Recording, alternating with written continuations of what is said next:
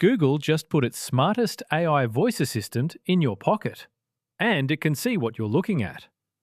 Google rolled out Gemini 3.1 Flash Live globally, its best voice AI model yet, with 96% accuracy on audio benchmarks and under 1 second response times. Alongside it, Search Live is now available in over 200 countries. Point your phone camera at anything and ask out loud. Google answers with spoken responses and web links in real time.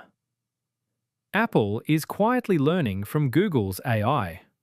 According to the information, Apple has full access to Gemini inside its own data centers and is using it to train smaller, on-device models through distillation.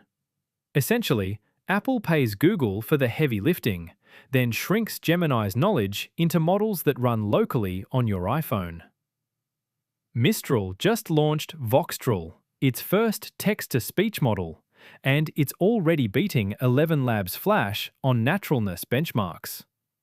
The 4 billion parameter model supports 9 languages, clones voices from 3 seconds of audio, and costs just 1.6 cents per 1,000 characters. It's open weights on Hugging Face. New York City hospitals are dumping Palantir. The Guardian reports major NYC hospital systems are dropping the AI company's contracts as Palantir expands aggressively in UK healthcare. The move signals growing pushback against Palantir's data surveillance model in public health. Quick hits. Anthropic is reportedly on track for $19 billion in annual revenue, beating OpenAI's accounting method when cloud reseller margins are stripped out. OpenAI has indefinitely shelved its erotic chatbot plans after employee backlash and age verification failures.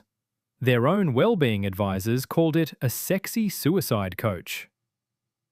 Meta's AI agent social network, Maltbook, built on OpenClaw, is officially part of Meta Superintelligence Labs, and the open-source platform behind it just crossed 10,000 stars.